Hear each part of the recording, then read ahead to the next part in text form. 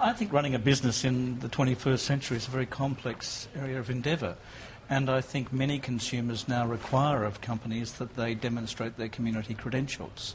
In the environment, for example, Foxtel took an approach back when Peter was the Secretary of Prime Minister and Cabinet that we needed to be seen to be active in the environmental arena with set-top units. Yeah. Partially from selfish interest that we didn't want the government to be telling us what to do. We wanted to actually try and volunteer something that was acceptable to government, and also out of a sense of community responsibility, because it's clearly a major issue inside the community. I'm proud to say that we have the lowest carbon consuming or contributing set-top units in the world. And so that has been a particularly important initiative. In fact, with the voluntary standard that we and our colleagues at Austar lodged with the Commonwealth, the Commonwealth estimates that we will contribute to a reduction in carbon emissions by 1 million tonnes between now and 2020. It's fascinating because, in a sense, that really does go to the business of your business. I mean, this is the way in which you can have an positive environmental impact. And I notice a lot of the activities covered in this community review are also going to the business of your business, helping National Indigenous Television, giving support to the Australian Film, Television and Radio School. Is that a key part of what you see as your community mission?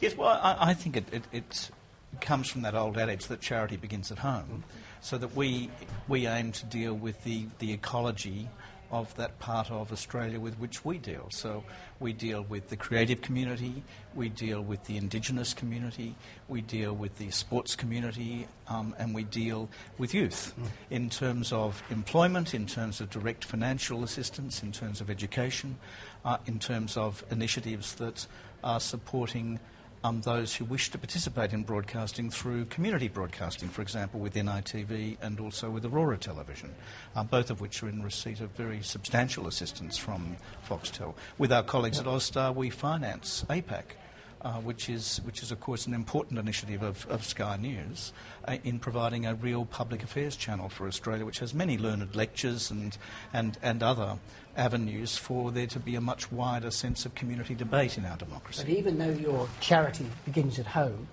when you look at your community review, it's an extraordinary range of different activities. How do you decide what you're going to focus on, what you're going to support during the year? Well, in a job like mine, you get a lot of help, and so I listen carefully.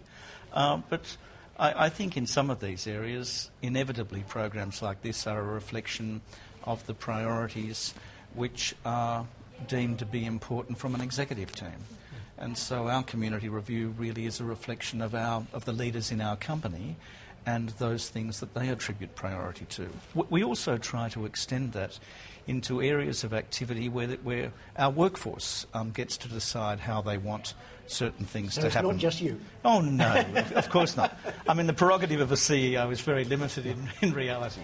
How do you adjust some of these activities as your business changes? For example, with individual giving, which is an area that I'm personally passionately committed to, I've always given at least 10 or 15% of my income away annually. I'm pleased to say I can afford to give more than that now. That we've encouraged that to be a part of working at Foxtel, so that we encourage all of our workforce to actually attribute a portion of their monthly salary to charities. And the charities were all ones that were chosen by the workforce itself. So that we have quite different charities, for example, in Melbourne, from the charities that are supported by our Sydney workforce. What about your shareholders? How do you justify, when you bring it back to the corporation as opposed to individuals, how do you justify the time and money spent to your shareholders? What kind of level of detail do they want from you as how activities go, or kind of the outcomes? Well, do they think you're wasting their money?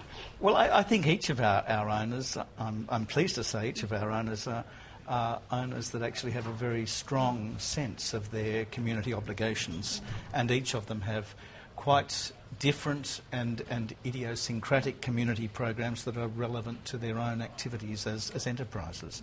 So Telstra's activities are quite different from those of the News Corporation and of Consolidated Media Holdings, but each is very active in this space and has a long history of being so. These are not Johnny-come-latelys in community activity. In fact, apart from tabling our community review annually and giving a very detailed statement to our board as to what we have done and why we have done it and what benefits I believe have accrued from it.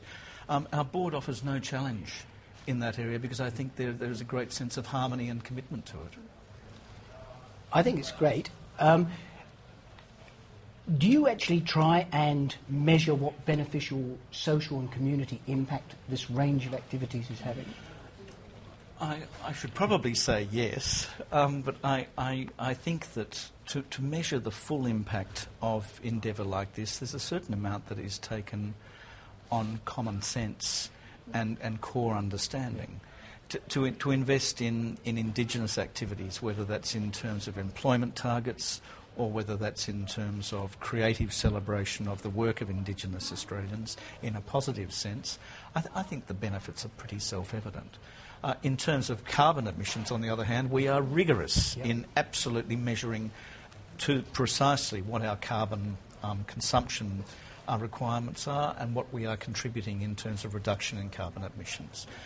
In areas such as contribution to the arts, I think it's, again, an area where we try to gather as much information as possible. For example, we're the principal sponsor of the Melbourne Festival and the International Arts Festival, and we try very hard there to get a very strong objective measure of what the outcomes are.